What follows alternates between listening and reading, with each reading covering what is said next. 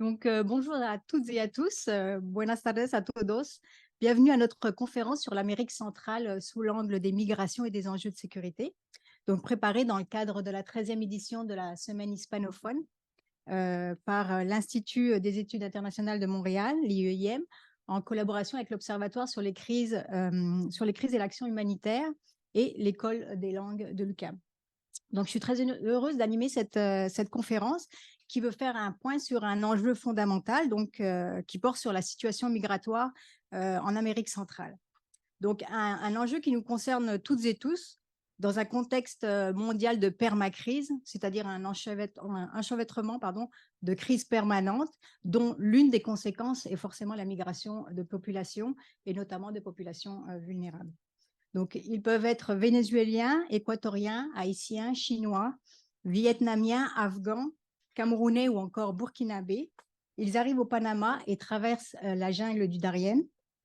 Ils étaient 248 000 en 2022. Ils sont à présent 400 000 et l'année n'est pas terminée. Donc, afin de contribuer à la réflexion, je vais vous accompagner pendant 1h30, mais surtout grâce à nos 3 panélistes, et leurs points de vue différents finalement qui vont nous éclairer sur la question. Donc, normalement, nous avons en ligne la consul générale du Panama à Montréal, donc Madame Solange Quintero. On va juste la saluer. Bonjour Madame. Je ne sais pas si elle nous entend. Oh, bonjour, bonjour. Wow, merci de Bienvenue. m'inviter. Oui, merci. Nous accueillons également Yannick Dumont-Baron, donc journaliste à Radio-Canada, qui a travaillé sur ces questions de migration dans la région, et également Bonjour. François Audet, donc directeur de l'IEM, professeur au département de management de l'ESG et ex-humanitaire de terrain, qui vient justement de diriger un projet de recherche sur la région. Donc, sans plus attendre et pour entrer dans le vif du sujet, je vais vous proposer un court extrait d'un reportage justement de Yannick qui illustre la problématique et de la problématique qui nous réunit aujourd'hui. Donc, on a privilégié un format court, donc on a pris une vidéo TikTok qui résume vraiment, mais grossièrement, la problématique. Donc, elle devrait démarrer maintenant.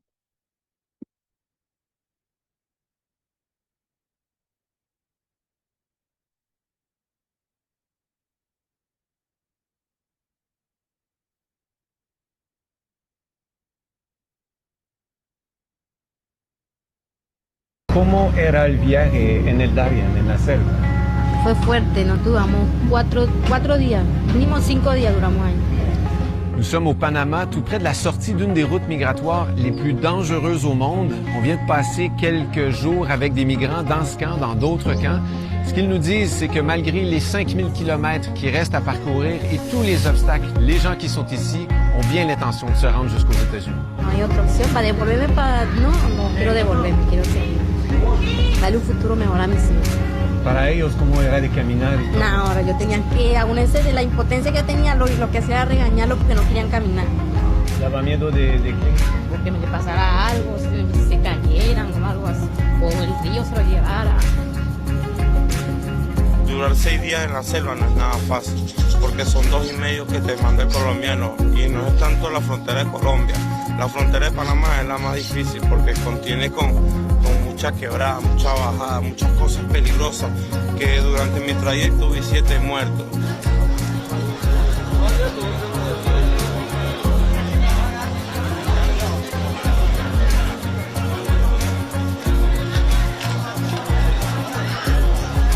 How do you leave Afghanistan? We got a humanitarian visa of Brazil, then we came to Peru, Ecuador, Colombia, and now Panama. How many weeks?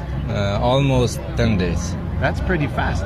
Yeah, 10 days, maybe 11 days. So the goal is New York, USA, right? Yeah, all USA. Yeah. Why USA? Because it's a good country for business, for education, for everything. Donc, voilà un peu pour la mise en contexte. Donc, c'est vraiment pour illustrer la situation. Donc, on a pris un extrait assez court pour mettre aussi des visages sur les chiffres.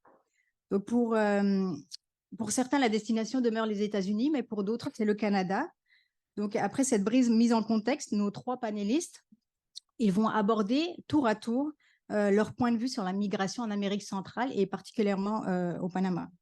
Donc, je vais commencer pour nourrir la réflexion et ouvrir nos horizons finalement et éviter de réduire le problème complexe de la migration à un seul angle. La question sera abordée selon 3 points de vue différents. Donc, le point de vue diplomatique avec la consule générale du Panama à Montréal, le point de vue journalistique avec Yannick et le point de vue académique et humanitaire avec François. Donc, je vais vous présenter, si on peut mettre à l'image la consul, je vais la présenter, mettre sa bio. Donc, Madame Solange Quintero. Donc, elle possède plus de 15 ans d'expérience en développement marketing et en communication sociale. En tant que consul général du Panama à Montréal depuis février 2020. Donc, son principal mandat est de promouvoir le drapeau du Panama au sein de l'industrie maritime, ainsi que de présenter le Panama comme le hub des Amériques en matière de logistique, de numérisation, d'énergie et de centre humanitaire. Monsieur François Audet, ici, présent, donc directeur de l'IEIM, professeur titulaire à l'ESG de l'UQAM et fondateur, directeur général de l'Observatoire canadien sur les crises et l'aide humanitaire. Donc, avant d'entreprendre justement cette carrière académique, François a cumulé plus de 15 ans d'expérience dans l'aide humanitaire. Il y est retourné récemment, comme je vous l'avais mentionné, pour un projet de recherche sur justement les mouvements de population en Amérique centrale. Et enfin, le journaliste Yannick Dumont-Baron, donc journaliste à Radio-Canada. Depuis ses débuts en 1999 à Vancouver, Yannick a parcouru le Canada, les États-Unis, l'Europe. Et pour ensuite, il a été reporter aux affaires publiques et aux nouvelles. Il est devenu correspondant à l'étranger en 2013 et il a passé 5 années à Washington, notamment pour couvrir le début de la présidence de Trump. Et ensuite, il est passé à l'été 2018 à Paris et il est maintenant basé à Montréal et il connaît l'Amérique latine puisqu'il a aussi séjourné à plusieurs reprises au Brésil, en Colombie, au Mexique et au Panama. Et en juin dernier, comme je vous l'ai montré à travers l'extrait du début, il a réalisé plusieurs reportages sur la route des migrants au Panama à titre d'envoyé spécial. Donc, j'ai assez parlé. Je vais céder la place à nos 3 panélistes. Donc, après leur présentation, je vais leur poser une première question spécifique et dans un deuxième temps, je vais leur poser une question plus générale, plus prospective sur les perspectives de la migration justement en Amérique centrale.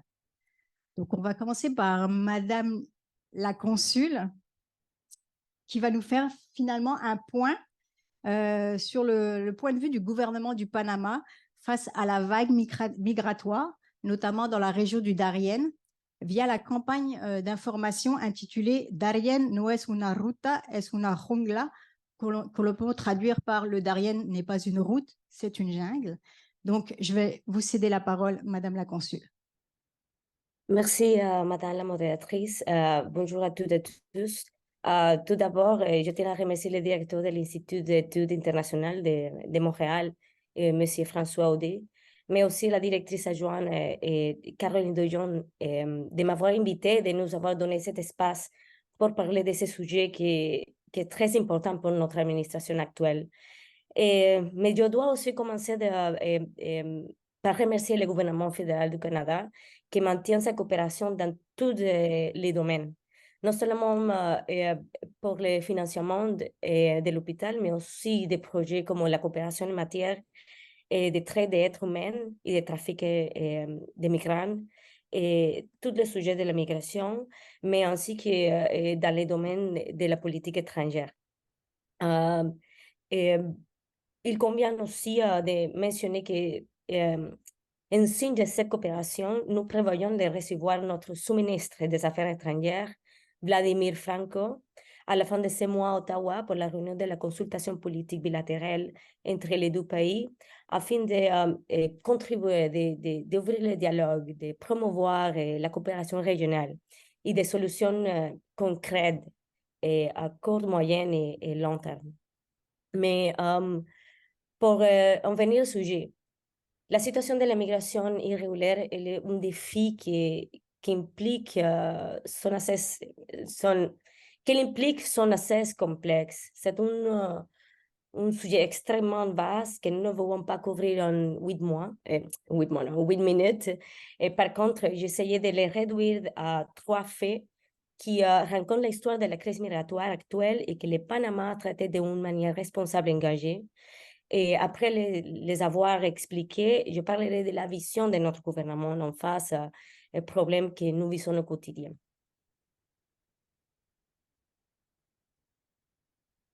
Oui, est-ce que vous passez à la diapositive suivante, s'il vous plaît? Merci. Et l'effet numéro 1, c'est que le parc national de Darien est une région de jungle marécageuse. Il constitue une frontière naturelle entre le Panama et la Colombie. Ça couvre plus de 560 000 hectares et est devenu l'un des jungles les plus dangereux de la planète pour plusieurs raisons. On parle des pluies fréquentes, rendre les longues marches difficiles. La rivière a un débit important et les gens se noient en essayant de les traverser. La végétation dense rend les traversées difficiles et les gens se perdent. Mais surtout, en raison des migrations irrégulières, il est devenu le scénario des groupes criminels. Les autorités, les habitants locaux qui sont notre peuple ancestraux, et même les migrants témoignent de la présence des groupes criminels en différents types. Il y a des gangs qui se concentrent du trafic de la drogue, des contrabandes, et il y a des guérillas et des paramilitaires. Ces groupes volent souvent les biens et les nourritures des migrants pour les revendre et commettre des actes violents, des abus sexuels et des trafics d'humains. Notre service national de frontières qui s'appelle Senafront, qui est précisément l'organe de sécurité qui protège et prend soin de la frontière, lutte chaque jour contre le crime organisé qui opère dans cette zone. Il y a plusieurs caractères, mais le plus important, c'est le clan du Golfe, qui a ouvert la jungle au flux de la migration irrégulière et parce qu'il utilise le besoin d'être humain pour faire du profit. Et ce qui m'amène à l'effet du. C'est la prochaine. S'il vous plaît, merci. Vous pouvez voir ce tableau. La migration irrégulière a augmenté de façon incroyable au cours des 3 dernières années. On parle de 134 277 en 2021, 288 284 en 2022, et jusqu'à le présent, y compris au 10 octobre, c'est 412 373.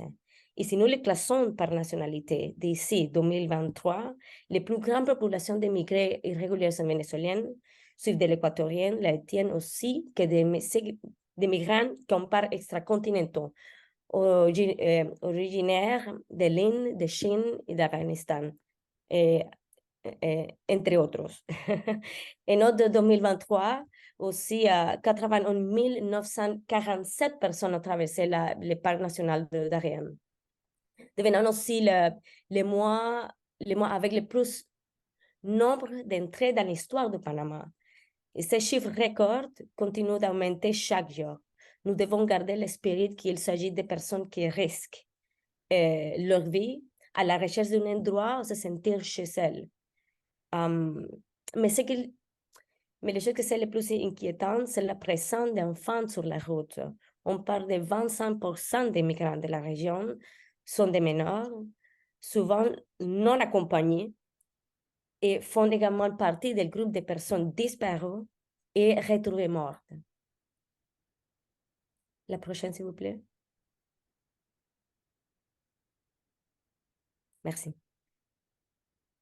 En ce moment, avec ces diapositives, c'est très important à dire que le Panama est un des 8 pays à avoir atteint l'état souhaité d'être négatif en carbone net. Rejoindre la liste des pays comme le Suriname, bien sûr, le Madagascar, le Bhoutan, entre autres.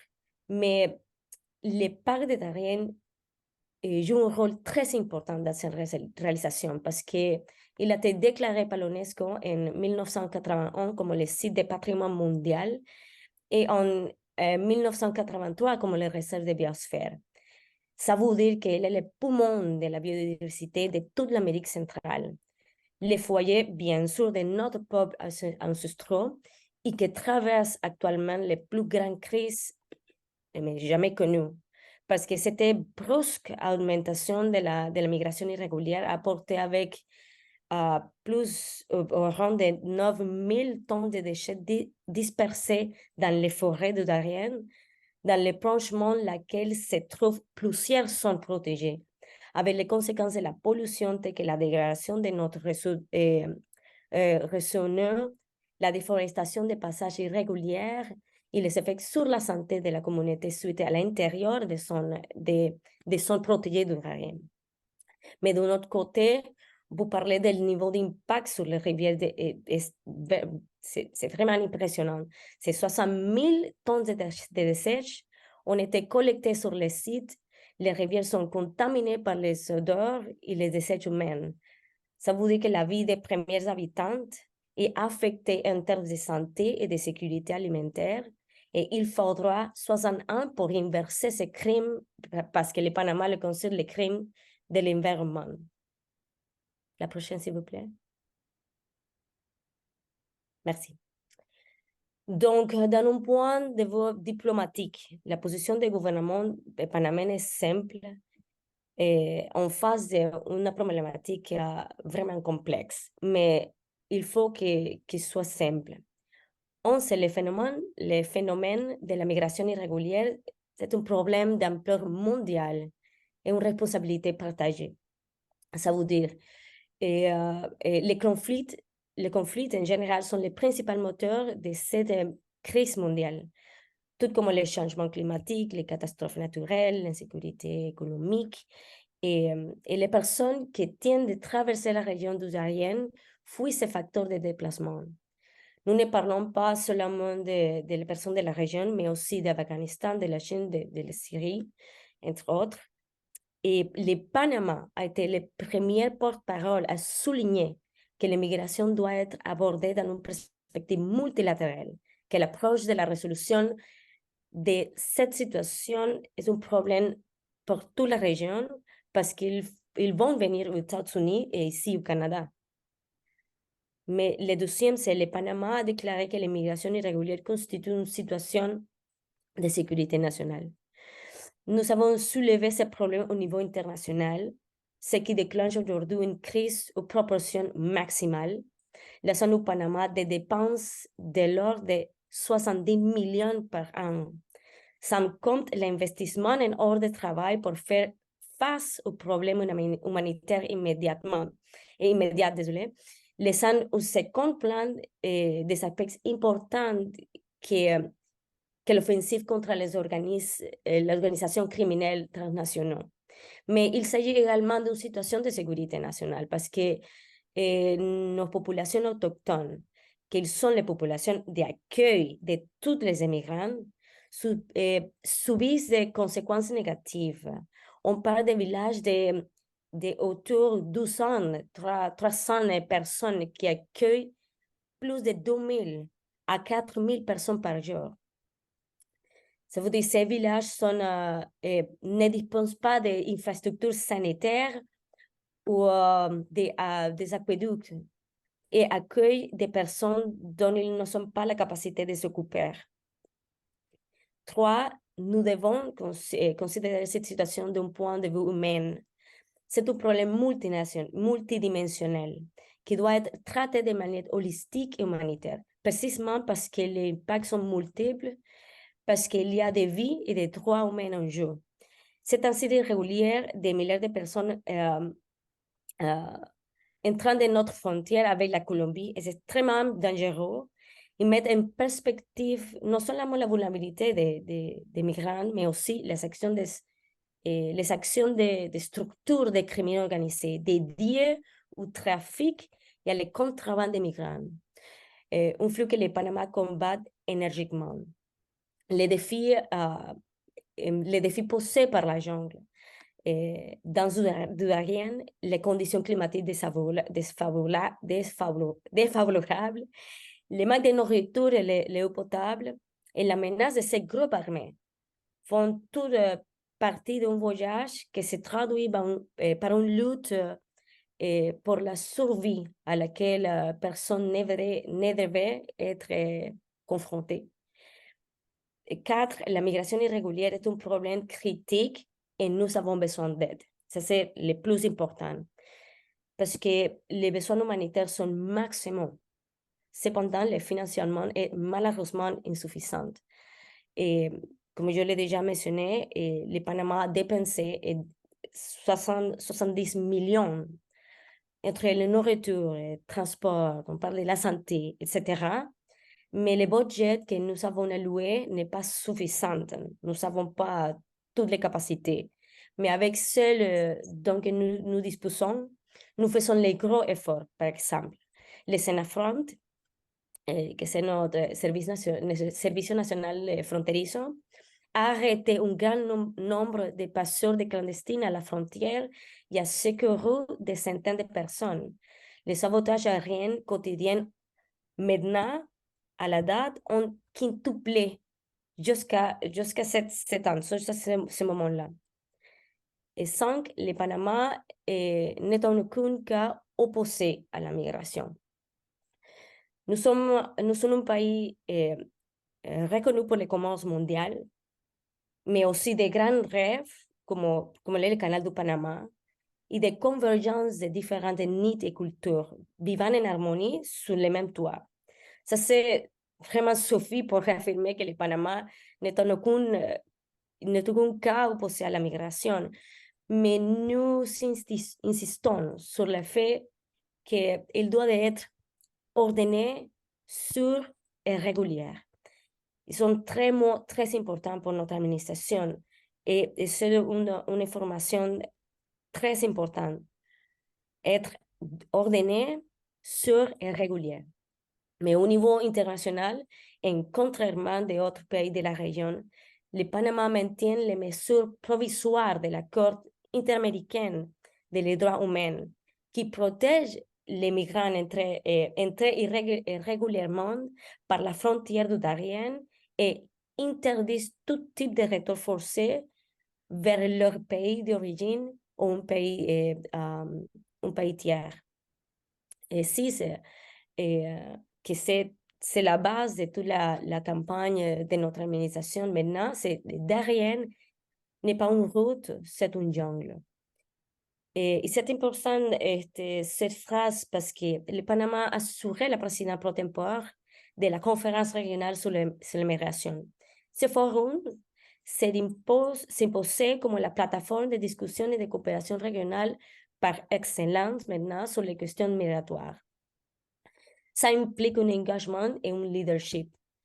C'est la raison pour laquelle le Panama a créé cette campagne dans le cadre de la stratégie de 2023 et 2026 qui vise à décourager la migration irrégulière à travers de la jungle du Darien en sensibilisant les gens aux dangers auxquels ils peuvent être exposés s'ils font ces voyages, ainsi que l'impact environnemental et ces sites présents en raison des flux migratoires irréguliers. Mais pour conclure, je voudrais vous montrer l'une des vidéos qui font partie de cette campagne. Et je répète que nous ne sommes pas contre l'immigration, mais qu'elle doit être ordonnée et sûre. Que ce qui n'est possible qu'en travaillant avec l'engagement de notre principal partenaire et en canalisant les flux de manière totalement responsable. On peut commencer, s'il vous plaît. Nos encontramos en el Parque Nacional Darién, declarado en el año 1982 como Patrimonio de la Humanidad y Reserva de la Biosfera. Estamos en un punto que se llama Cañas Blancas y en nuestro recorrido por el río Tuquesa hemos visto cerca de 6 o 7 puntos o focos de contaminación. Esta es la tónica que se vive todos los días, lamentablemente por el flujo migratorio de gran impacto que ha venido a contaminar áreas hermosas, áreas selváticas, áreas protegidas, como es el caso de Cañas Blancas, Bajo Chiquito y otros puntos importantes a lo largo de este Parque Nacional del Darién. ¿Cuántas toneladas llevamos hasta el momento? Se habla de que cerca de unas 9.000 toneladas de basura han sido depositadas a lo largo de esta reserva natural, lo que significan 60 años para poder revertir esta situación. Situación que sí ha sido advertida por Panamá en reiteradas ocasiones, no es noticia nueva. Nuestras autoridades han venido dando la voz de alerta acerca de esta, que es una de las consecuencias de esta migración irregular. Y lo ha hecho también de una manera reactiva, porque el Servicio Nacional de Fronteras ha reaccionado ante esta situación y ha capacitado unidades para que detecten lo que son los delitos contra el medio ambiente. Manténgase viendo nuestras redes sociales del Servicio Nacional de Fronteras para que se entere acerca de la multidimensionalidad de esta problemática, la migración irrégular.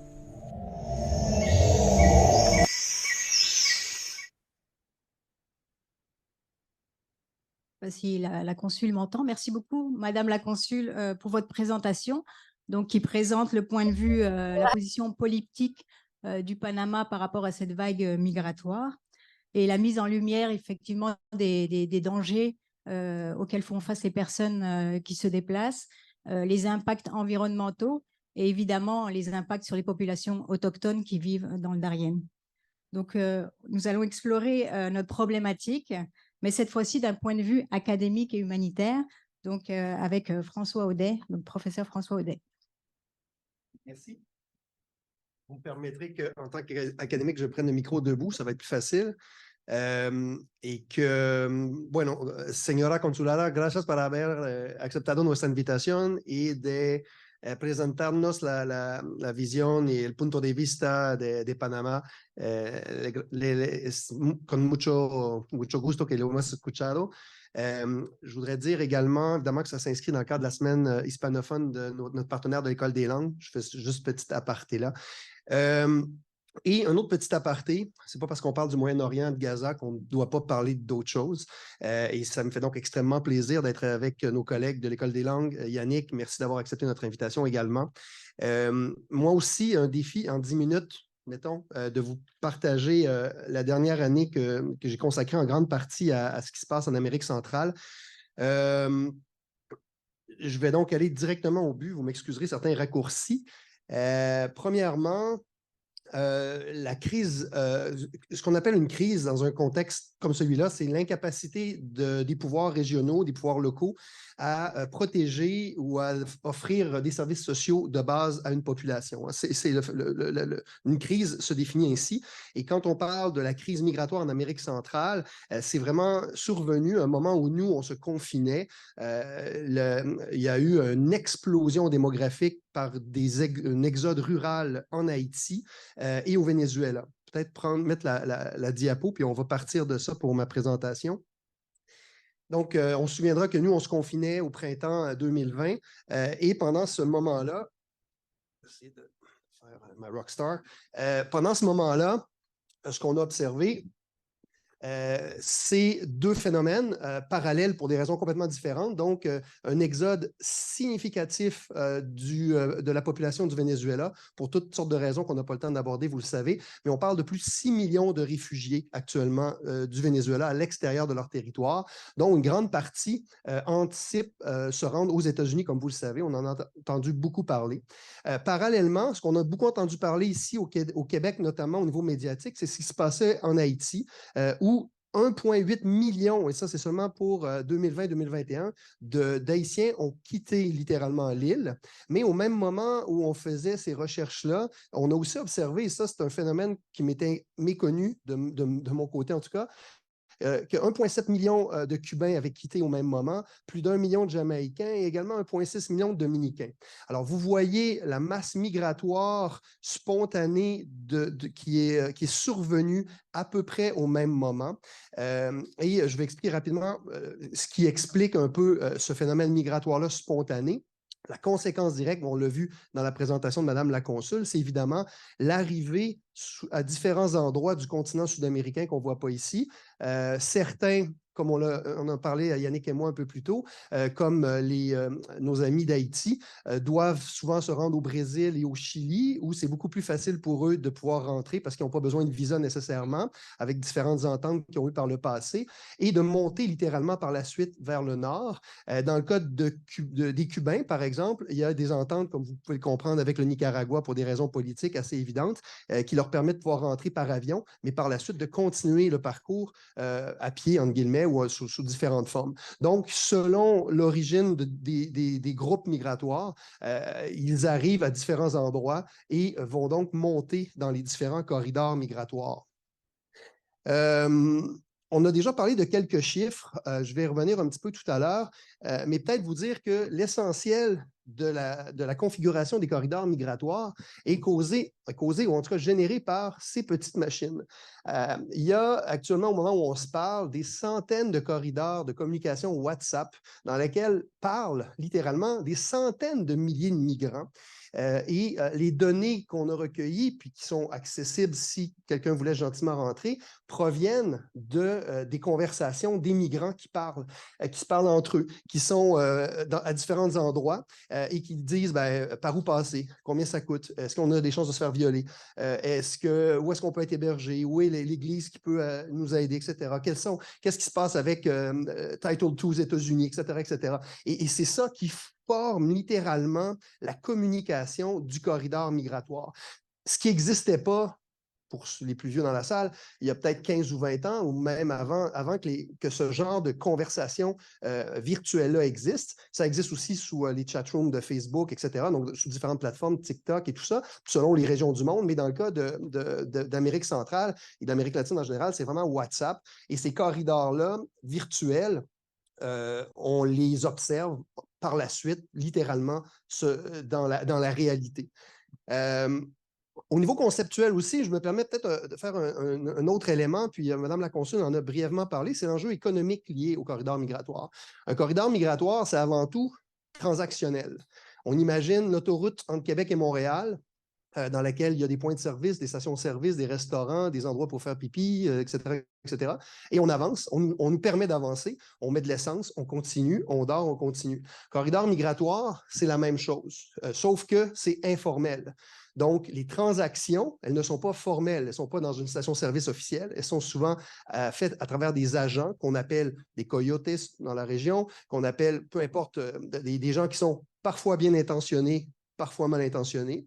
Il ne faut pas oublier non plus qu'une grande partie des gens qu'on a sauvés de l'Holocauste à la Deuxième Guerre mondiale étaient faits par des passeurs qui étaient quand même bien intentionnés. Donc, le passeur n'est pas nécessairement un diable, mais dans certains cas, il va abuser de la situation des migrants pour, par exemple, vendre une bouteille d'eau 20 $ américains, alors que vous et moi pourrions la payer 3, 4, 5 $. Donc, ça, c'est très important, la manière de conceptualiser le corridor migratoire de manière économique, parce qu'on comprend mieux, il y a souvent ce concept-là qu'on utilise, l'appel d'air que ça crée.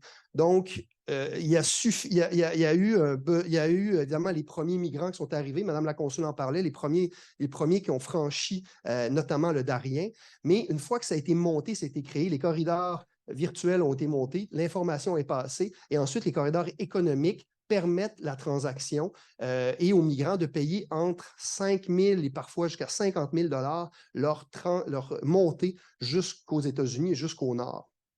Une anecdote que je ne pensais pas avoir le temps de vous parler, je vais quand même la dire. À la frontière du Honduras et du Nicaragua, un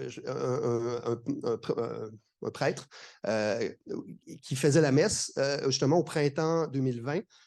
Et là, il était dans son église, il y avait ces personnes de la communauté dans la salle.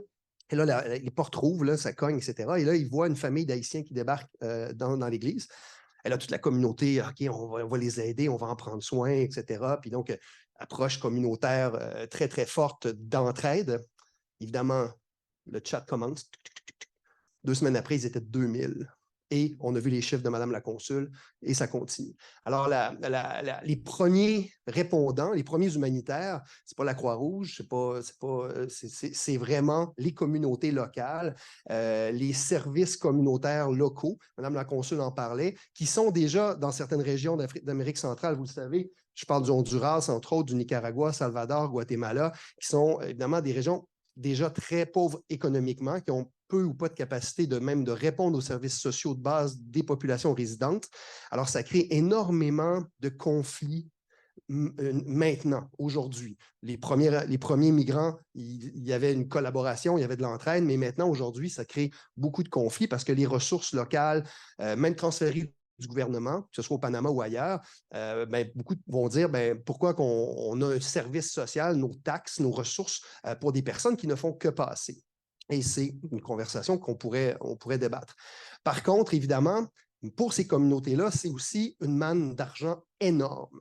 En 2022, c'était entre 6 et 10 milliards de dollars l'économie de la migration en Amérique centrale. Les groupes de narcotrafiquants que vous avez tous vus en écoutant Narcos sur différentes plateformes ont maintenant délaissé la cocaïne pour se concentrer sur la migration parce que c'est plus lucratif de gérer l'informalité de la migration que de faire passer de la cocaïne. C'est surtout beaucoup plus sécuritaire probablement pour les narcotrafiquants. Et donc, ça fait quoi? Ça fait qu'à partir du moment où il y a de l'informel, c'est les narcotrafiquants, c'est les maras, que vous connaissez probablement, c'est ce groupe de cette gang de rue qui était à la base en Californie, qui a été littéralement déporté au Salvador, qui a pris le contrôle du Salvador, qui a maintenant pris le contrôle du Honduras et de certaines autres régions dans l'Amérique centrale, qui contrôlent une grande partie de l'extorsion qui est faite sur les populations migrantes. Parce qu'évidemment, si on parle de groupes armés et de narcotrafiquants, on est d'accord que les conventions de Genève et les droits de l'homme ne sont pas dans leur agenda. Je ne sais pas ça fait combien de minutes. Et peut-être quelques éléments, un petit peu plus, des chiffres qui ne sont pas nécessairement des éléments. En tout cas, il y a des détails sensibles et je m'en excuse. Peut-être pour rebondir sur tout ce qu'on a vu comme chiffre déjà, mais quand même se faire à l'idée qu'actuellement, dans les Amériques, donc de l'Argentine jusqu'au Mexique, donc dans cette section-là, c'est 7 millions de migrants actifs actuellement. En Amérique centrale, c'est plus d'1 million de migrants actifs. Donc, ça fait des routes d'Amérique centrale, d'Amérique latine, parmi les plus importantes au monde. Donc, quand on parle de la crise migratoire en Europe, on n'a pas disons qu'on a un comparatif tout à fait valable. Et là, je veux pas en faire un concours, évidemment, vous comprenez, mais vous montrer l'importance que ça revêt également sur la démographie locale et aussi sur même les bassins de réception des populations. Puis on l'a vu, vous l'avez entendu chez nous ici même, avec la fermeture du chemin Roxham et tout ce qui s'en est suivi également.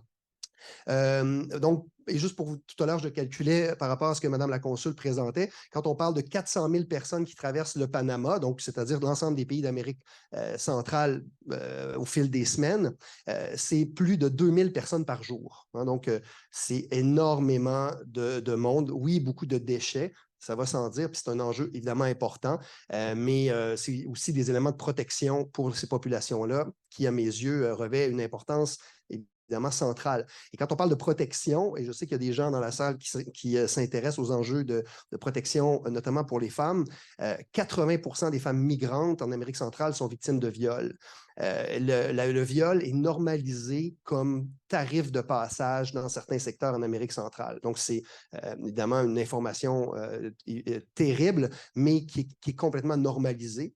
70% des migrants sont victimes aussi de violences dans leur parcours, évidemment. Et Mme la consul l'a mentionné, donc les enfants, les personnes âgées sont souvent abandonnées littéralement au fil de leur parcours. Yannick a probablement pu en observer aussi, j'en ai vu, donc des enfants tout seuls de moins de 10 ans, accompagnés par des adultes qu'ils ont rencontrés au fil du temps, souvent eux aussi plus ou moins bien intentionnés. Donc, c'est à peu près ça. Il me reste à peu près une minute. Ben, écoutez, je terminerai peut-être en disant que d'une perspective plus analyse géopolitique régionale, il y a évidemment beaucoup qu'on a essayé de faire au fil des années pour que le continent ou la région puisse avoir un plan concerté de gestion du phénomène migratoire. Pourquoi? Parce que les migrants n'ont pas de frontières, évidemment, et qu'à partir du moment où les États-Unis décident de fermer la frontière aux Haïtiens et pas aux Vénézuéliens et à un tel et à un autre, ça fait énormément de disparités et d'inéquité dans la migration. Et donc c'est pas une marche unidirectionnelle, c'est un défi évidemment énorme et aussi pour les migrants d'être à jour dans l'évolution de ces politiques-là. Et que, bon, il y a eu la déclaration de Los Angeles, il y a eu certaines tentatives, mais clairement, l'intérêt national des pays à gérer leurs frontières, comme on l'a vu même au Canada, qui est le dernier au bout du compte à recevoir les migrants, l'intérêt national qui est la manière dont on gère nos frontières, n'est pas du tout valable dans un contexte de migration terrestre comme celui-là. Parce que la plupart des pays, évidemment, d'Amérique centrale, et on va le comprendre pour certains pays comme le Panama, c'est que les migrants passent, qu'ils ne restent pas. Et donc, s'ils continuent à monter, ben, on voit les enjeux au niveau des frontières Mexique-Canada, Mexique-États-Unis, Mexique-Canada, ça n'existe pas encore, et Canada-États-Unis également. Alors ça, c'est sûr que c'est central et il y a une transformation démographique en Amérique incroyable par rapport à tout ça. Je termine là-dessus. 70 nationalités ont été recensées quand j'y étais. On a parlé de gens de toute origine, de partout sur la planète, et c'est probablement encore plus de nationalités aujourd'hui. Donc, c'est vraiment des corridors migratoires mondiaux. Ce n'est plus intra-régionaux, c'est vraiment mondial et ça va transformer complètement la démographie de la région et même de nos pays ici également. Je vous remercie.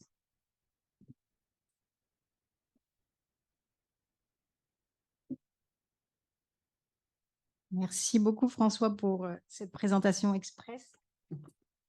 Donc, on a vu un peu le point de vue, le prisme, la migration sous le prisme humanitaire et académique. Je vais laisser la parole à Yannick pour avoir un point de vue un peu plus journalistique et pour savoir comment il aborde un peu son travail au sein de ses reportages donc pour Radio-Canada.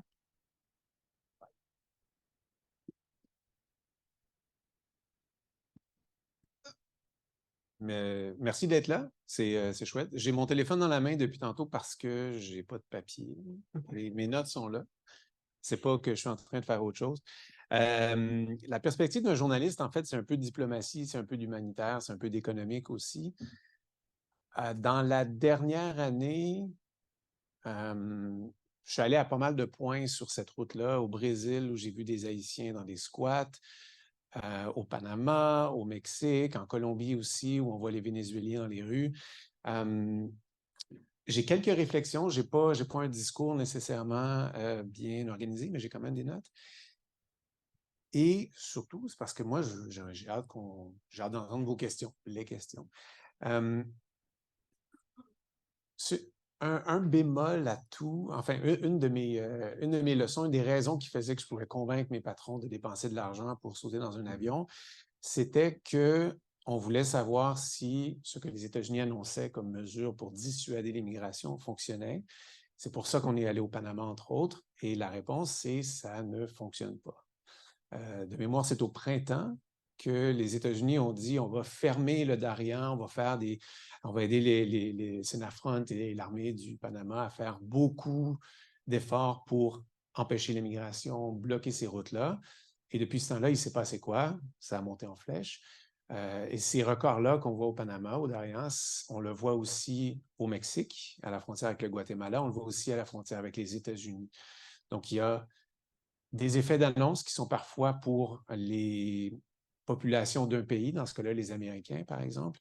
On l'a aussi chez nous avec Roxham. Il est fermé, Roxham, c'est vrai. Savez-vous combien de migrants demandent l'asile à chaque jour à l'aéroport Trudeau ici? 100 en moyenne. Ces temps-ci, c'est 100 personnes à chaque jour qui demandent l'asile.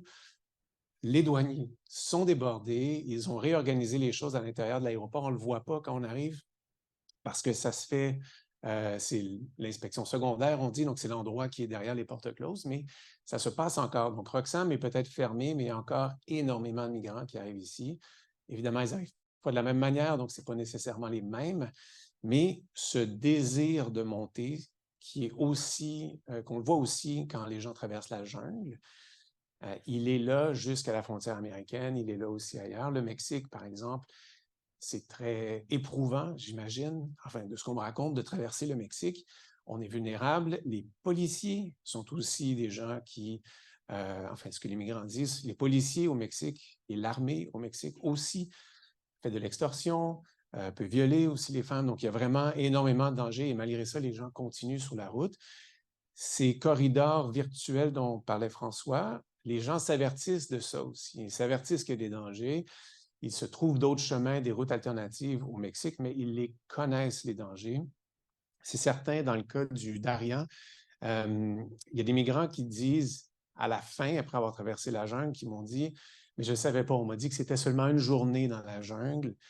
À partir de la Colombie, vous allez voir, on monte une côte, puis après, vous descendez, vous êtes arrivé, c'est terminé.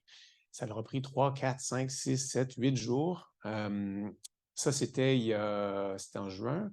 Aujourd'hui, ce qu'on dit, c'est que les routes sont plus balisées, les chemins sont plus clairs, et surtout, si vous avez de l'argent pour payer, vous pouvez le faire en 2 jours si vous êtes en forme. Donc, il y a parfois de la désinformation, c'est-à-dire un passeur en Colombie ou dans ce cas-là, ce sont les cartels de drogue qui vont vous dire « Oui, c'est facile, vas-y, tu as une fille épileptique, mais il n'y a pas de problème, prends-la dans tes bras et demain matin, tout est réglé. » Et ce n'est pas comme ça. Donc, il y a un peu de ça, mais il y a aussi des gens qui savent qu'ils s'en vont là. Dans la petite vidéo, je ne sais pas si vous vous rappelez, il y a un garçon assez grand, chandail rouge, il vient de l'Afghanistan. C'est lui à qui je disais, mais tu as fait ça pas mal vite. Lui, il a payé cher. Il est, on peut le comprendre, sur des routes avec des passeurs depuis le début, depuis l'Asie. Donc, c'est quelqu'un ils ont des routes, ils savent, les vols arrivent. Et la raison pour laquelle ils font la migration par l'Amérique centrale, par la terre, je le mentionne parce que c'est un peu implicite, mais on ne l'a pas toujours dit, c'est que ces gens-là ne peuvent pas prendre l'avion et atterrir à New York. Ils n'ont pas le passeport ou le visa qui leur permet d'entrer. Mais ce corridor migratoire-là, c'est un peu, et on le voit aussi, surtout au Panama, par exemple, mais c'est l'exemple, il est bon, c'est un endroit où c'est un peu à sens unique, c'est-à-dire que vous entrez au Panama par la jungle et on vous donne de mémoire, c'était 5 jours pour traverser le pays. Donc, vous êtes mieux de prendre l'autobus qui est dans le camp et de traverser d'un coup parce que c'est quand même un pays qui est assez long à traverser. Donc, vous arrivez à l'autre frontière et on vous dit « Ah, tu es un migrant, tu vas aller aux États-Unis, on te donne quelques jours pour traverser. » Donc, ceux qui n'ont pas les passeports ou les visas s'en sortent un peu comme ça. Donc, il y a cet aspect-là diplomatiquement, c'est-à-dire que les pays les tolèrent quelques jours le temps de traverser. Là, ça change ces temps-ci, Mexique, Guatemala. On sent qu'il y a plus de résistance à laisser entrer les gens au Mexique ou à leur permettre de passer d'une province à l'autre. Ça, c'est l'effet des politiques américaines. Donc, quand on voit les chiffres descendre à la frontière américaine, ça ne veut pas dire que les migrants sont restés au Venezuela ou en Haïti. Ils sont souvent coincés en quelque part sur la route. Parfois, et on les a vus au Panama aussi, ce sont les Américains qui sont là et qui les incitent, qui aident les autorités locales à freiner le flot, à détourner les gens. Dans les derniers mois, au Mexique, on a vu beaucoup de migrants qui ont été détournés. On les a amenés à Mexico, par exemple, et puis on te laisse là dans la rue, et puis débrouille-toi. Donc, tu ne peux pas aller jusqu'à la frontière comme ça. Tu es un peu laissé à tes propres moyens. Une observation qui m'est venue au travers de ces voyages-là, c'est que l'accueil, il varie énormément d'un pays à l'autre et en fonction de la couleur de votre peau. Donc, il y a des pays en Amérique du Sud et en Amérique centrale qui disent les Vénézuéliens, on les veut. On va leur donner des permis de travail. 1 an, 2 ans, parfois c'est un peu plus généreux. Il y a beaucoup d'Haïtiens au Brésil, au Chili, parce qu'après le tremblement de terre, on leur a dit « venez ». Maintenant, l'économie est plus compliquée. Et quand l'économie est un peu plus compliquée, on est moins tolérant envers les étrangers. Donc, les gens sentent qu'ils sont un peu moins les bienvenus. Ils veulent remonter tranquillement. Pour les Haïtiens, c'est compliqué au Mexique également. Les Vénézuéliens arrivent un peu à se fondre dans la foule. Donc, il y a des disparités comme ça. Le Panama va les accueillir et l'argent qui est investi beaucoup, c'est pour gérer les camps lorsqu'ils sortent de la jungle. On les amène par autobus. Cet autobus, pour les amener à la frontière avec le Costa Rica, les migrants doivent le payer. Donc, François, tout à l'heure, parlait du coût de ces routes-là. Il y a énormément de transactions qui se font à chaque fois dans la jungle au Panama. Il y a des Autochtones qui habitent là, les Mbara. C'est vrai qu'il y a des déchets dans la jungle, mais il y a aussi, pour eux, de manière temporaire, énormément d'argent à faire. Ça, c'est dans un des reportages qu'on a fait. C'est hyper compliqué parce que les Autochtones ne veulent pas parler, n'aiment pas quand on filme les affiches qui montrent qu'ils vendent des choses. Un migrant qui sort de la jungle veut charger son cellulaire pour dire à ses proches qu'il est sorti en vie. Ben, il va devoir payer pour charger son téléphone dans ce village-là, même s'il n'y a pas de connectivité, même s'il n'y a pas de réception du réseau, on ne va pas lui dire, on va lui prendre $1, on va le laisser charger. Les migrants arrivent dans les villages, c'était $5 pour placer une tente dans un endroit un peu boueux, à côté de 2-3 latrines. Il y a quelques personnes dans ces villages-là qui font énormément d'argent présentement. Ils savent que ça ne va pas durer, ils en profitent. Quand on était là, il y avait des nouvelles constructions qui se faisaient aussi. Donc, on voyait que les gens investissaient en se disant, je vais pouvoir transformer ça en restaurant, par exemple, ou encore en petit dortoir. Donc, il y a de l'argent comme ça qui se fait, mais l'accueil, et je reviens à ça, l'accueil est différent. Au Brésil, par exemple, on voulait accueillir les Haïtiens ou encore les Vénézuéliens. Au Panama, on ne veut pas les migrants, on veut qu'ils passent. Et avec raison, c'est un petit pays, ses ressources sont débordées. Il n'y a pas nécessairement déjà du travail pour tout le monde. Il n'y a pas d'eau pour tout le monde au Panama non plus. Donc, est-ce qu'on a vu cette population-là sans les choisir? C'est des gens qui s'imposent un peu. Donc, on les amène plus loin. Le Mexique, sous un gouvernement de gauche, a accepté des migrants et en contrepartie de l'argent et de l'aide venant des États-Unis. Donc, ils acceptent énormément de migrants ces temps-ci. François parlait de transformation. Ça transforme le Mexique. C'est des Haïtiens comme jamais qui débarquent là, des Vénézuéliens aussi. Donc, il y a tout plein de transformations qui se font aussi. Je regarde mes notes juste pour voir si j'ai oublié quelque chose. Le dernier voyage que j'ai fait, le dernier reportage, c'était à New York. Vous avez peut-être entendu parler de la ville qui est débordée. C'est une crise de pouvoir de manière temporaire, accueillir ces gens-là et les héberger le temps qu'ils aient leurs papiers. Comme au Canada, aux États-Unis, c'est super long à ce que ces gens-là aient une situation régulière avec le permis de travailler et la possibilité de gagner de l'argent. Il y a une crise là, mais ce que je veux dire, c'est que c'est possible, malgré tous les obstacles. Il y en a qui rentrent. L'Afghan au chandail rouge, notamment dans la vidéo, aux dernières nouvelles, il est rentré aux États-Unis. Pas la dame qui était la première dans la vidéo. Elle vient du Venezuela, elle n'a pas d'argent. C'est un peu le problème qu'elle avait à l'époque, c'est qu'elle n'a pas d'argent, donc elle ne peut pas prendre le bus pour sortir de ce camp. Elle est sortie de la jungle, mais elle est coincée dans un camp, à un endroit qui est reculé, qui est loin des villes, où les Panaméens ne vont pas. Donc, c'est dans ce cas-là un peu à l'écart. Vous pouvez passer 1 semaine, 2 semaines au Panama sans voir de migrants. Ça, c'est... Parfois, on le fait comme ça. Au Mexique, vous allez à d'autres endroits, vous les voyez parce qu'ils sont là, ils sont vraiment, vraiment visibles. C'est un peu ce qu'on fait maintenant au Canada. On les voit plus. Ils sont dans des hôtels en périphérie, ils sont ailleurs, mais ils sont là aussi. Et je terminerai sur ça. J'en parle parce que on a beau vouloir fermer les yeux, vouloir les cacher, ils sont là, ils vont venir. Et ce que l'histoire Mexique-États-Unis, la construction des murs, ou de toutes sortes de barrières nous a montré, c'est que peu importe le genre de mur qu'on met, ils vont finir par trouver une façon de passer en dessous, à côté, par-dessus ou par une autre route.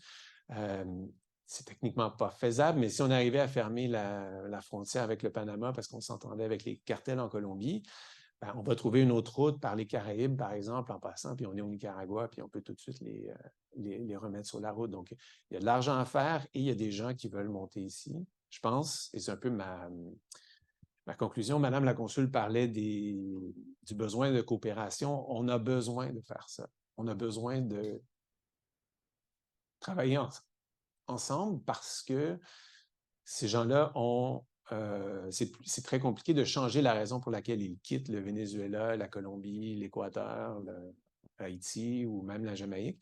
Moi, je ne comprends pas pourquoi ici, sachant qu'il y a des migrants et qu'on leur donne des permis de travail, ils sont dans le système en quelque part. Pourquoi est-ce qu'on n'est pas capable de les connecter avec des employeurs qui ont des besoins urgents de main-d'œuvre simple, genre restaurant, construction? Ils sont là, ils tournent en rond. Et nous, on a des problèmes de main-d'œuvre en même temps. Moi, il y a une question qui est politique et idéologique dans tout ça, mais à mon sens, et je termine là-dessus, il y a peut-être là une occasion pour l'instant qu'on ne saisit pas toujours. Ouais.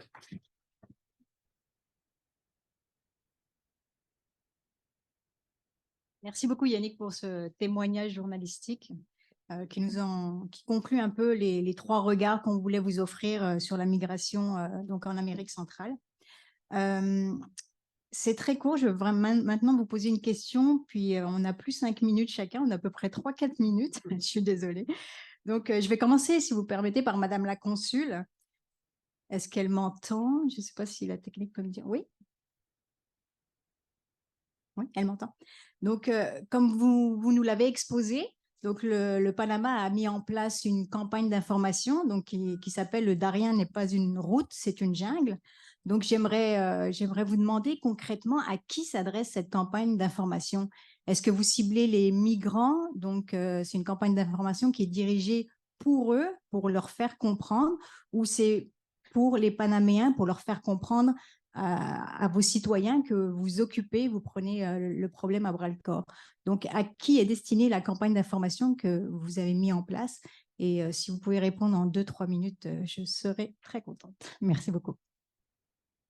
Oui, bien sûr. La Darien no es una ruta, es una jungla. C'est évidemment une campagne de la gouvernement du Panama qui vise à décourager la migration irrégulière à travers de la jungle du Darien. Mais l'objectif, c'est clair, c'est rendre visible les dangers que représente l'utilisation de la route irrégulière et les dommages aussi irréversibles du parc national du Darien. Donc, il s'adresse bien sûr à les institutions gouvernementales pour les informer afin qu'ils puissent aborder les sujets de manière adéquate. Et aussi les ONG et les secteurs privés pour qu'ils nous aident à diffuser les messages et apporter leur soutien. Et aussi à la communauté étrangère, internationale, pour l'informer de la situation, des mesures prises par le gouvernement panaméen, du crime environnemental qui est commis, mais aussi à les immigrants, parce que, comme l'a déjà mentionné Monsieur Odette, sont les coyotes. Les coyotes vendent un rêve que les personnes vont réussir au Mexique, vont réussir aux États-Unis, au Canada, et les personnes achètent l'idée parce que la situation c'est déplorable dans leur pays. Donc, oui, c'est en fait, en général, c'est partout le monde. Parce qu'on a besoin d'aide, comme l'a mentionné aussi monsieur, désolé, j'ai oublié ton nom, les journalistes de Radio-Canada. Mais oui, c'est vraiment important. On a besoin d'aide pour comment dire,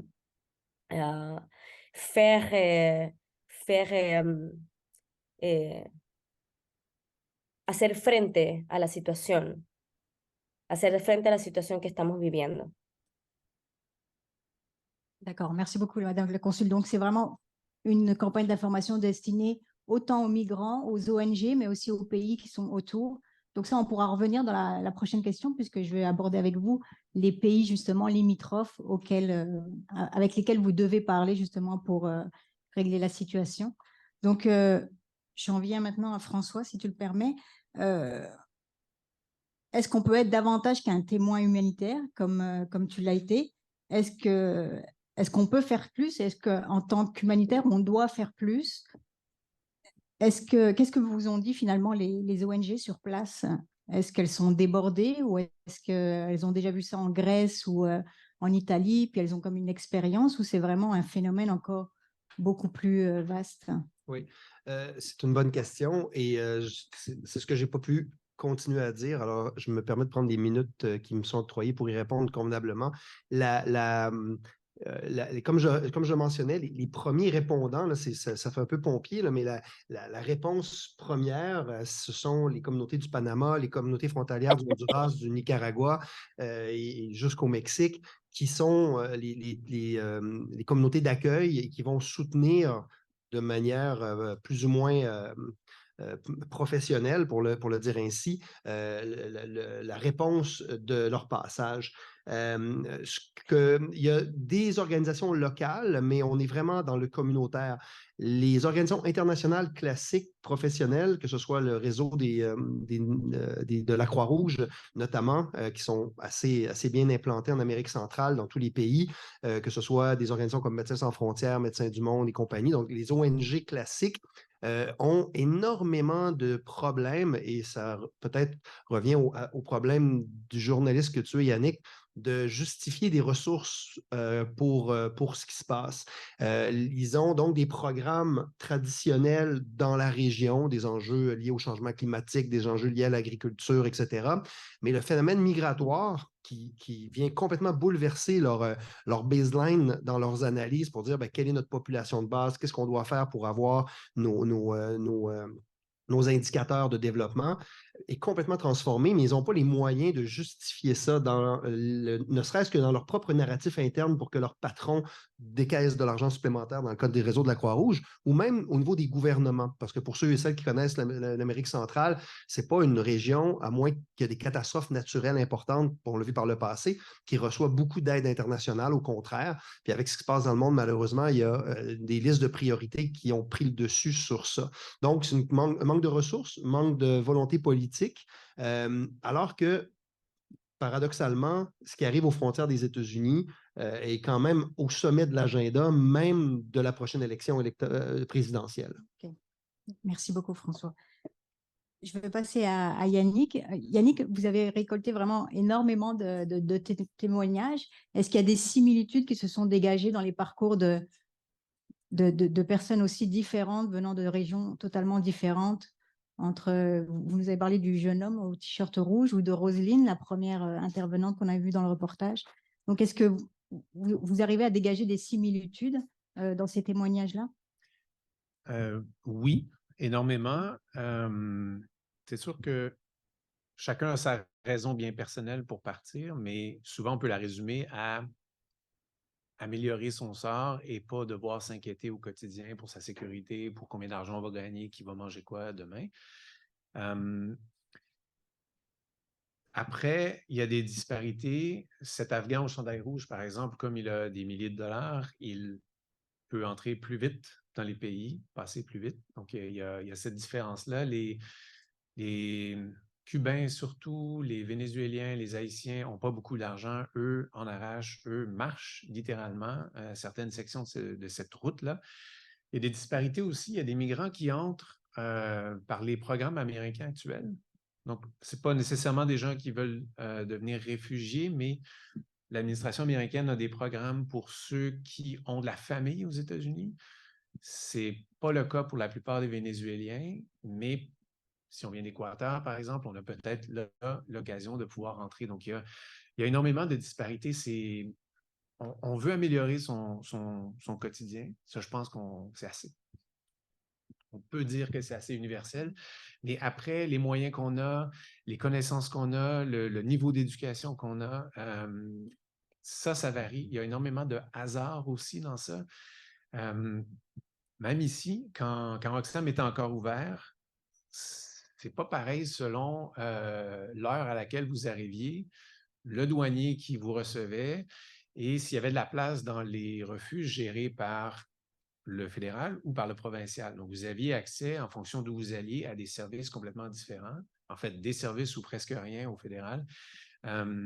Et ça a un impact aussi sur ce qui se passe par la suite. Donc, je pense qu'il y a un but commun, mais il y a énormément de disparités après par la suite et malheureusement, le hasard fait partie de ça aussi. Ok, d'accord. Merci beaucoup Yannick. Donc là, on va aborder une partie un peu plus prospective, donc les perspectives à long terme. Je vais encore commencer par Madame la Consul, si vous le permettez. Je pense qu'elle m'entend. Vous mentionnez dans votre présentation que justement le problème de migration est un problème international. Donc, comment votre gouvernement travaille-t-il avec les pays limitrophes? Est-ce que vous y arrivez? Donc, vous y arrivez, vous venez de mettre en place une campagne d'information, mais est-ce que vous utilisez d'autres canaux pour sensibiliser à la fois la Colombie, le Brésil, le Mexique, pour justement vous aider pour ne pas que le Panama porte justement la problématique seule? Bon, bien sûr, c'est une bonne question. C'est une grande question. Mais tout d'abord, je m'excuse, je suis un peu malade et je m'excuse, monsieur Yannick. Mais aussi, on a dénoncé ce problème depuis des années. Les seules façons de sensibiliser et le problème, c'est l'information. L'information, c'est notre meilleur ami. Et pour ça,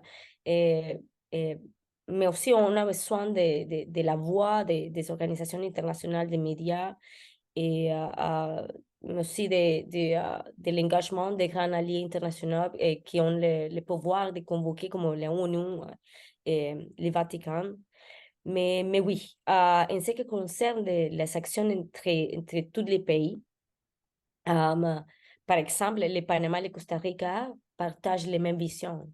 Une approche vraiment holistique et humanitaire du problème. Une partie de la stratégie de la politique étrangère et de notre politique étrangère, c'est d'identifier les pays qui partagent les mêmes sentiments en matière d'immigration. Donc, nous avons décidé de parler d'une seule voix, le Panama et le Costa Rica, et on a coordonné toutes les mesures nécessaires pour garantir deux choses qui sont vraiment importantes. La première, c'est que le transit humanitaire des migrants se déroule de manière ordonnée et sûre, et d'où protéger notre population d'accueil afin qu'ils ne soient pas affectés par le transit. En ce cas, nous coordonnons des mesures pragmatiques et concrètes. Par exemple, que les bus panamiens qui viennent du Panama ne s'arrêtent pas à la frontière, mais poursuivent leur voyage jusqu'à la centre d'accueil au nord, au sud de Costa Rica, afin qu'ils puissent monter dans les bus suivants pour le Nicaragua. Et ça, c'est une action vraiment pragmatique. Et ce n'est pas simple, mais c'est une des actions qu'on a fait ensemble. Mais si je peux diviser la situation par tous les pays, je peux dire que dans l'hémisphère nord, par exemple, nous bénéficions d'une aide inestimable du Canada et des États-Unis. Et on a reçu des équipements biométriques et ils ont fourni des ressources au Sénafront et avec des logistiques, des camions et aussi à la Service national aéronaval avec un soutien héliporté pour effectuer des sauvetages aériens. Mais en général, ils nous ont soutenus dans la lutte frontale contre les crimes organisés dans les zones. Mais aussi, du côté du Mexique, ils ont convoqué les dirigeants et les ministres des Affaires étrangères de 11 pays et de l'Amérique latine. Et ça va être élu la semaine prochaine, le 22 octobre, afin de définir des plans de soutien pour faire face à la migration irrégulière, mais surtout qui sature le nord et le sud des pays, ça veut dire le Mexique. Et le Panama voit cette initiative de manière positive et l'applaudit. Et mais aussi dans le reste de le pays, on a deux types de congrès, les premiers, des conférences. On a les conférences régionales sur l'immigration, qui les mêmes sont des États-Unis, du Canada, le Mexique, juste le nord et le centre, mais aussi la République dominicaine. Et dans les côtés de l'Amérique du Sud, c'est les conférences sud-américaines sur l'immigration. Panama a la présidente pro tempore de le CRM, mais le Pérou a sur la présidence pro tempore.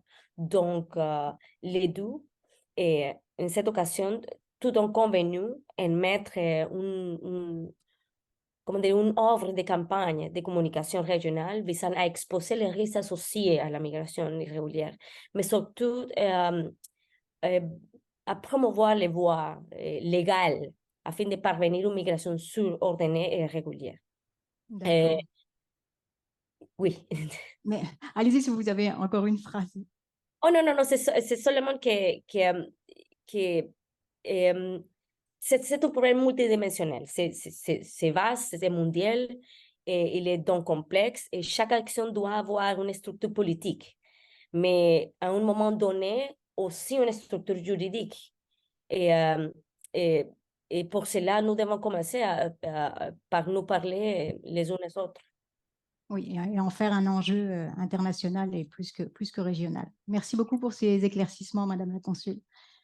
Donc, je vais passer à Yannick dans une perspective vraiment à long terme. On sait que le dérèglement climatique va mettre sur les routes migratoires des réfugiés davantage climatiques que des réfugiés politiques. Donc, comment éviter que vos reportages ne cultivent un certain relativisme et même un détachement par rapport à ces problématiques? Avant de répondre à ça, si je pourrais me permettre, je pense qu'on devrait dire qu'on pense que les changements climatiques vont mettre des gens sur ces routes-là. Je m'explique. Ce qu'on voit en Asie, par exemple, c'est des gens qui passent des champs aux villes. Ils ne traversent pas nécessairement le continent, pas tous. Il y en a, venant d'Amérique centrale, oui, qui quittent pour l'insécurité parce qu'ils n'arrivent plus à faire pousser ce qu'ils ont besoin pour manger, mais je suis un peu sur cette question-là des changements climatiques. Je ne suis pas certain que ça va devenir les vagues migratoires tant que le climat demeure vivable.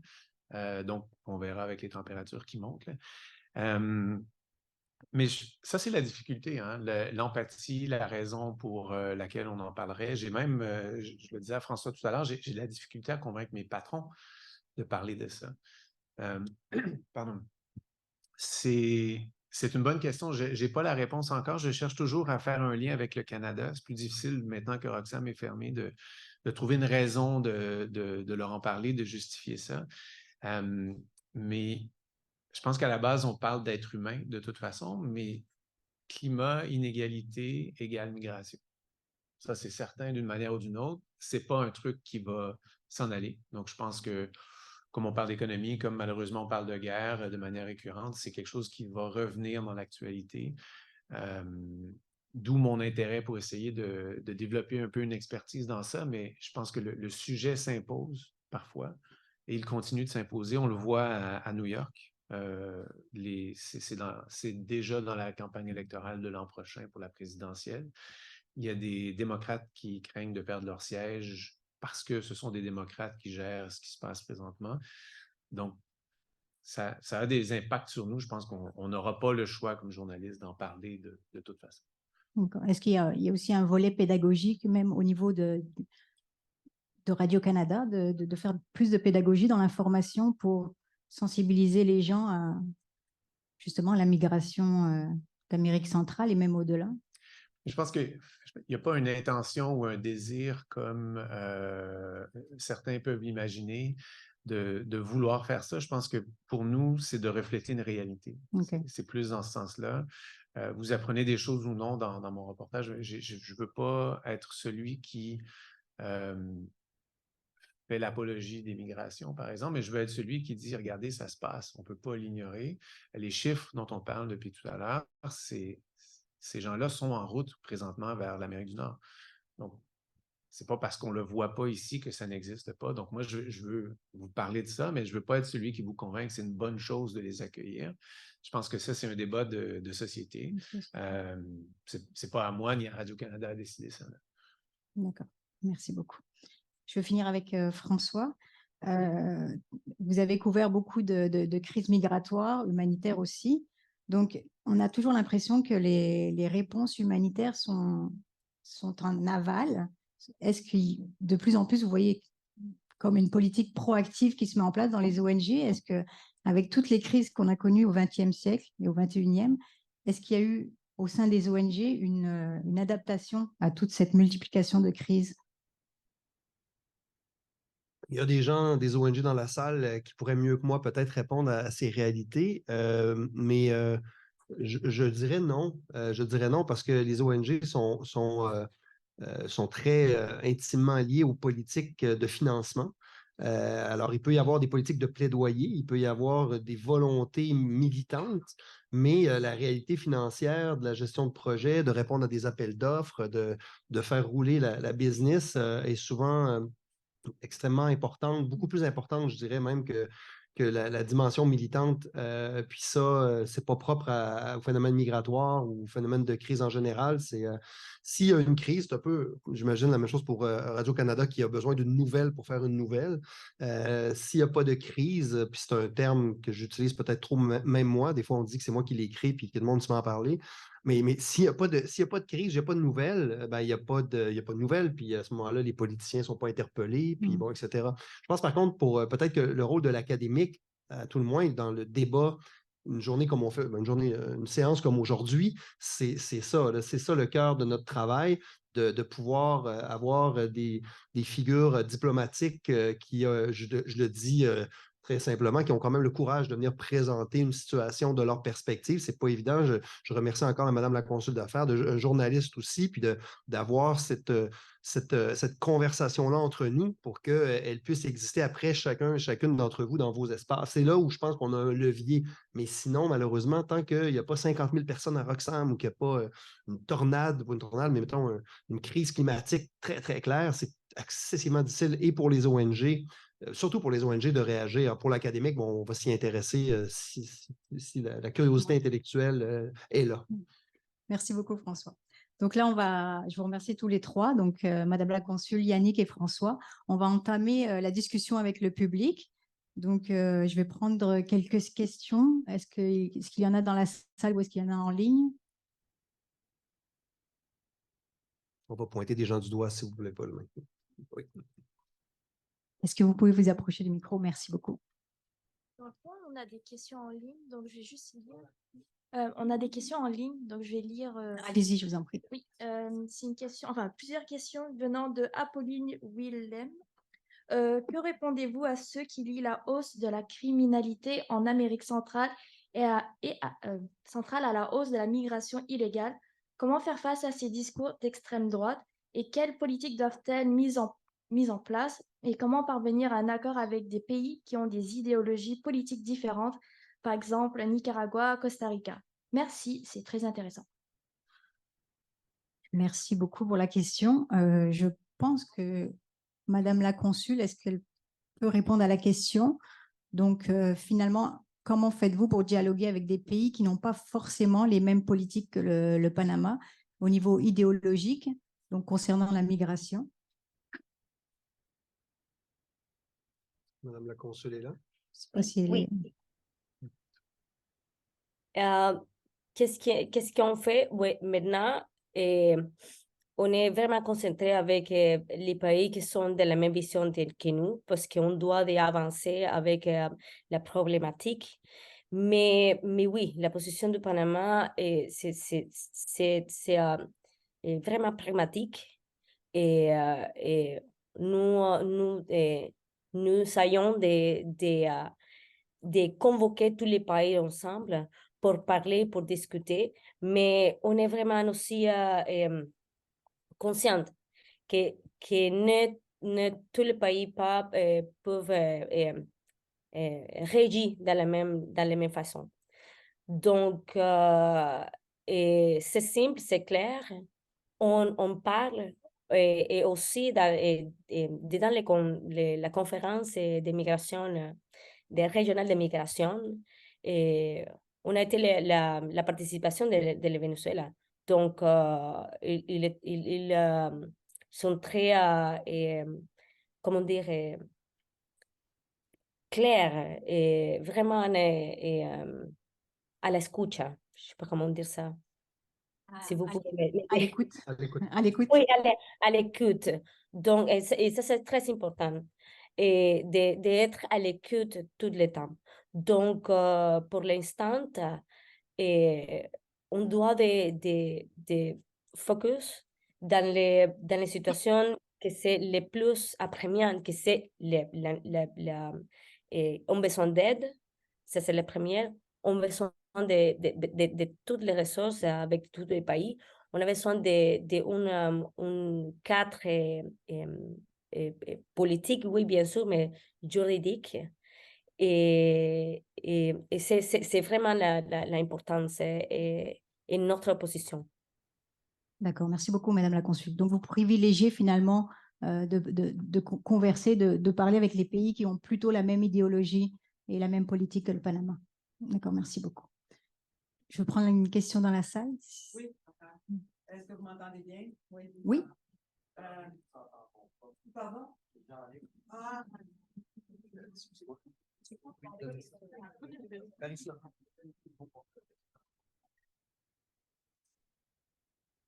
Oui, donc j'avais deux mots qui me venaient à l'esprit après vous avoir écouté. C'était « wow » et « ouf ».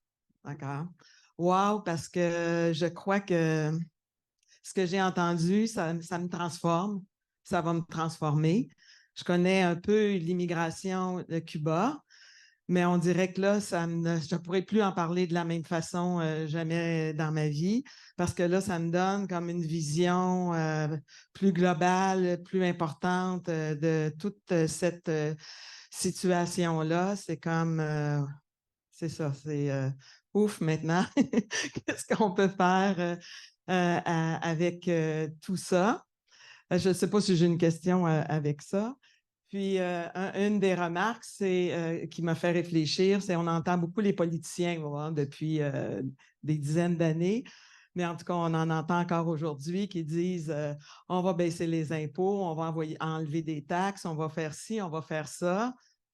Mais quand on entend aussi la consul qui dit bien, on a besoin d'argent, le Canada aide. À chaque fois que j'entends qu'il y a des coupures comme ça, je me dis, Louise, il va falloir que ça soit coupé quelque part. Il va falloir qu'il y ait des services qu'on n'ait pas, mais je suis peut-être plutôt penser à chez nous, les services que je n'aurais pas.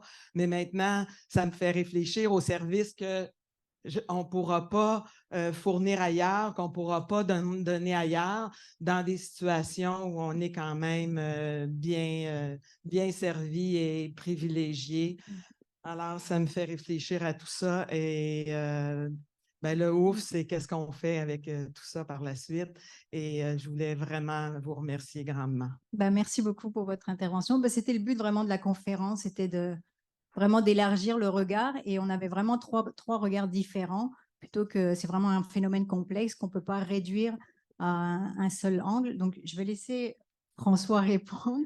Oui, réagir rapidement parce que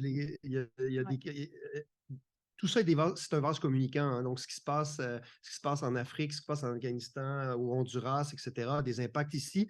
Et l'éducation, la sensibilisation à ces interactions-là, elle est fondamentale.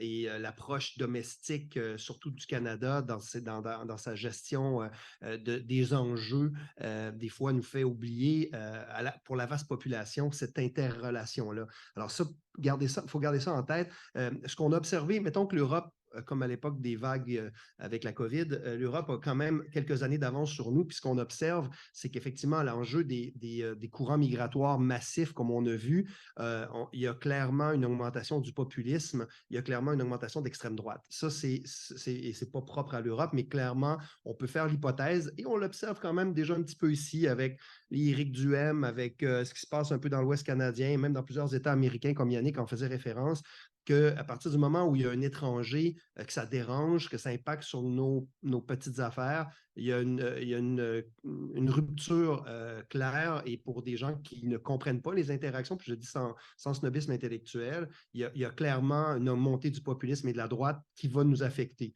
Alors, si ça, ce n'est pas un enjeu, je crois qu'on est à l'UQAM, on va le dire, c'est un enjeu.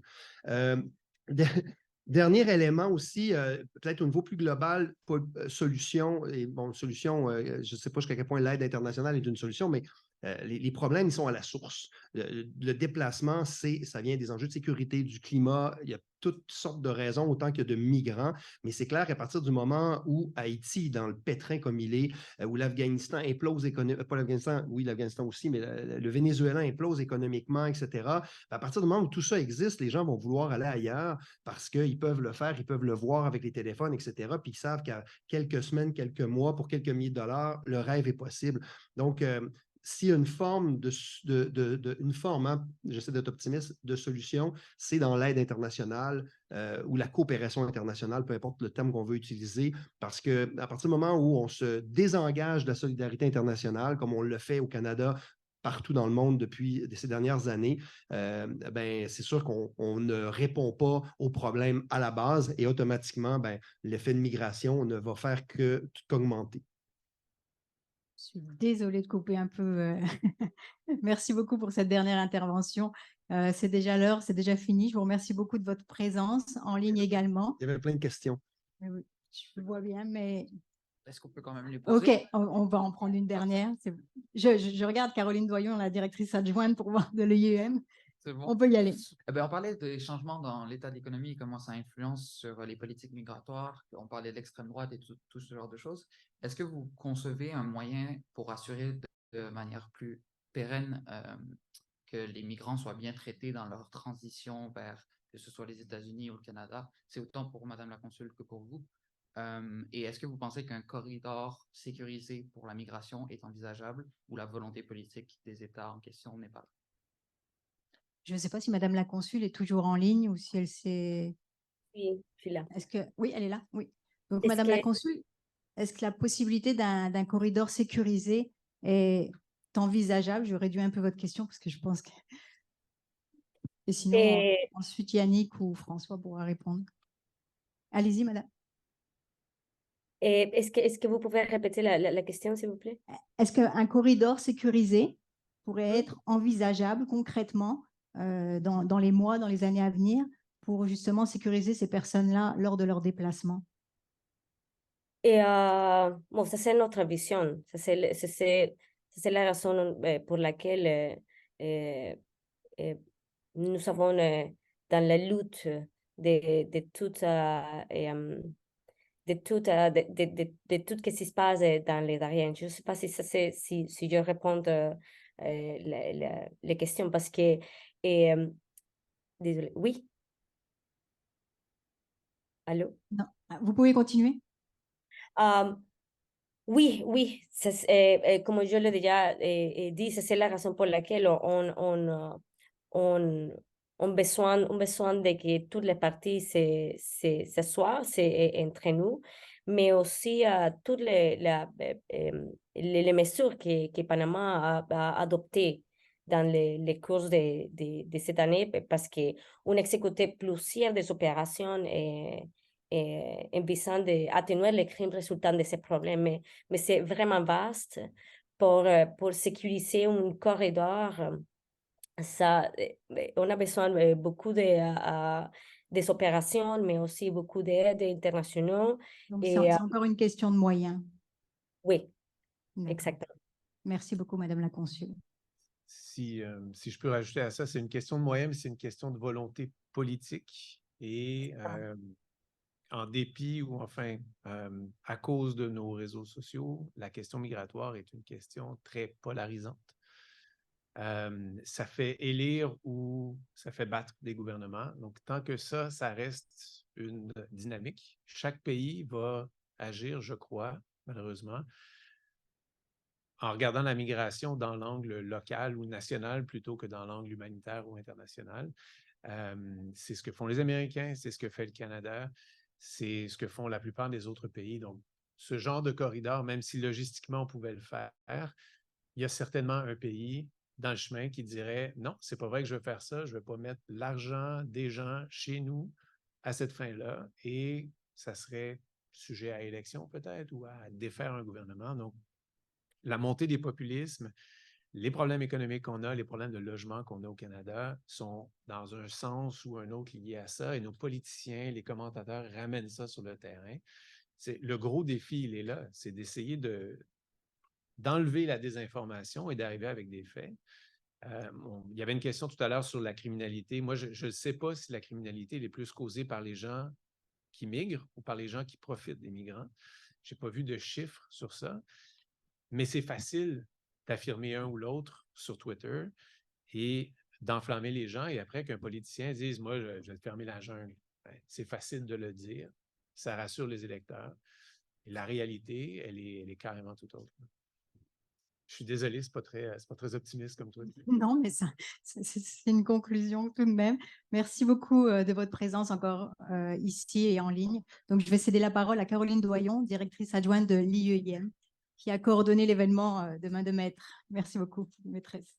Merci Zora, merci à tous nos panélistes. Merci à vous dans la salle et en ligne également. L'événement a été enregistré, donc il sera disponible ultérieurement.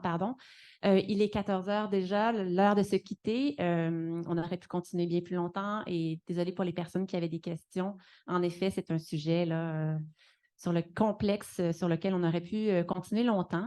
Donc, un merci spécial à la Consul générale du Panama qui est en déplacement, donc sur un autre fuseau horaire. Alors, on va la laisser se reposer à ce moment-ci de la journée et également donc, à nos panélistes en salle, donc Yannick Dumont-Baron et François Audet. Un grand merci pour vos propos très éclairants. Un merci spécial, évidemment, à notre modératrice. Donc, Zora Ejnapouri, qui est étudiante ici au doctorat à l'UQAM, donc en communication. Alors, merci, c'est toujours un plaisir de travailler avec toi dans le cadre des événements de l'IEIM. Un mot également pour remercier donc l'École de langue et l'OCA, nos partenaires de l'événement. Sachez qu'aujourd'hui, c'est la dernière journée de la 13e édition de la Semaine hispanophone ici à l'UQAM. Il y aura un événement ce soir de clôture dans cette même salle sur les relations universitaires, la coopération Québec-Cuba, je crois, n'est-ce pas? Donc voilà, ce sera la clôture en fin de journée. Et simplement dire que cet événement s'inscrivait également dans le cadre des activités du Centre de réflexion de l'IEIM, donc le think tank de l'IEIM, sur les enjeux internationaux et diplomatiques, qui est notamment soutenu financièrement par le ministère des Relations internationales et de la francophonie du Québec. Donc, sur ce, un grand merci. Et si vous avez des questions, n'hésitez pas, on va rester dans la salle encore quelques temps. Merci.